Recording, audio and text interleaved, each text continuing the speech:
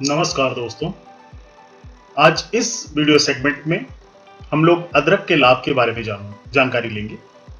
मैं हूं डॉक्टर आलोक और आप देख रहे हैं हेल्थ ए टू जेड। देखिए, अदरक एक प्लांट है, लीफी प्लांट है, पत्तियां होती हैं, लेकिन मोस्टली इसके जड़ का यूज किया जाता है और इसको हम लोग मसालों में यूज करते हैं। जिंजर या अदरक जनरली एशिया में पाया जाता था और इंडिया, चाइना, जापान में एंशिएंट टाइम से ये पाया जाता है।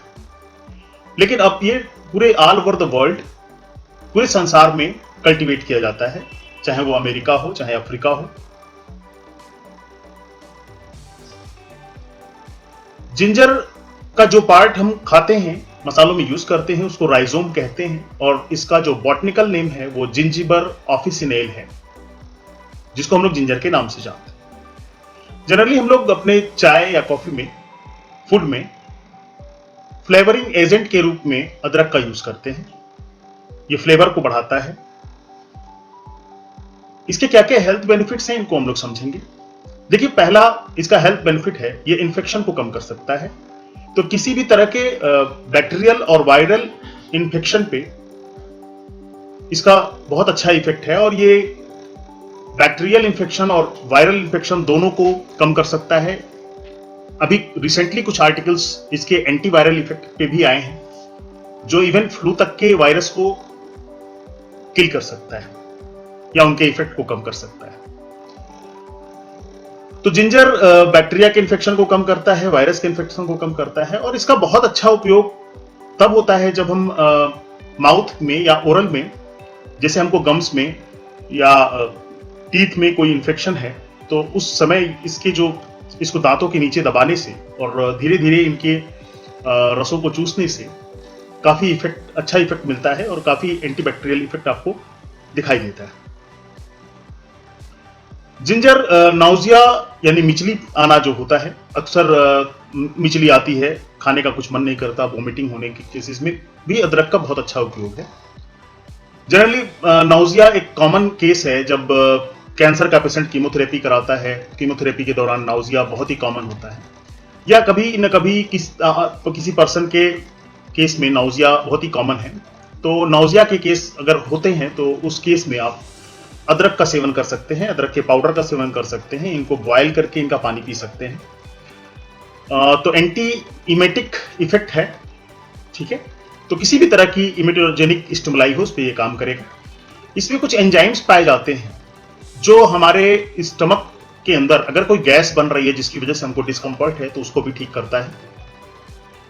पेन रिलीफ में बहुत अच्छा उपयोग है इसका। और अगर कोई एक्सरसाइज आप करते हैं और एक्सरसाइज की वजह से आपको पेन हो रहा है, तो आप इसका 2 ग्राम जिंजर पाउडर ले लीजिए, या 2 ग्राम रा फ्रेश आप जिंजर ले सकते हैं। उसको पानी में बॉयल करके उसको लगातार लेते रहिए। तो लेते रहने से भी, लगातार 2 ग्राम लेने से आपको पेन में काफी राहत मिलेगी, जो एक्सरसाइज से ओरिजिनेट हुई हो, मसल पेन। जिंजर का टेस्टोस्टेरोन में यानी मेल हार्मोन में बहुत अच्छा इफेक्ट है। तो ये इन्हांस करती है टेस्टोस्टेरोन प्रोडक्शन, जो टिश्यूज होते हैं उनको। और साइंटिस्टों ने इसका बहुत अच्छा रोल पाया है, जो कि टेस्टोस्टेरोन के इफेक्ट को बढ़ाता है। तो सेक्स हार्मोन है जो मेल में, मेनली पुरुषों में। एंटी इंफ्लेमेटरी इफेक्ट, ऑस्टियोआर्थराइटिस जैसे केस बहुत अक्सर आपको मिल जाते हैं जब पर्सन बूढ़ा हो जाता है और ओवरवेट होता है, तो घुटनों में बहुत दर्द होता है। तो इसके पास एंटी इंफ्लेमेटरी इफेक्ट है और यह ऑस्टियोआर्थराइटिस तक की डिजीज को ट्रीट कर सकता है। तो ये नी के पेन को काफी कम कर देता है। ब्लड शुगर लेवल को कम करने में भी इसका बहुत अच्छा उपयोग है। और ये पाया गया है कि अगर 2 ग्राम जिंजर 12 वीक्स यानी कि 3 मंथ्स तक खाया जाए, तो ये आपके ब्लड के शुगर लेवल को 10% तक, अप्रोक्सीमेटली 10% तक कम कर सकता है। आपके HbA1c को 10% तक कम कर सकता है। रिड्यूस मेंस्ट्रुअल पेन, फीमेल के केस में जो मेंस्ट्रुअल साइकिल चलती है, उस मेंस्ट्रुअल साइकिल में एक पेन होता है, उस पेन के रिलीफ में भी अदरक का बहुत अच्छा उपयोग है। तो उन 3-4 दिनों के लिए अगर आप 1 ग्राम अदरक प्रतिदिन लेते हैं बॉयल करके या रॉ, तो आपको मेंस्ट्रुअल पेन में भी बहुत ज्यादा राहत प्रदान करता है।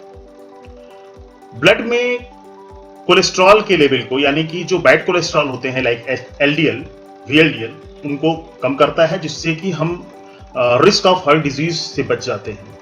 अगर 3 ग्राम पर डे जिंजर खाया जाए 45 दिनों तक, तो बहुत सारे जो है बैड कोलेस्ट्रॉल के मार्कर को ये डिक्रीज कर देता है। अगर ये इंफॉर्मेशन आपको अच्छी लगी तो हमको सब्सक्राइब करिए, लाइक करिए और सपोर्ट करिए। धन्यवाद।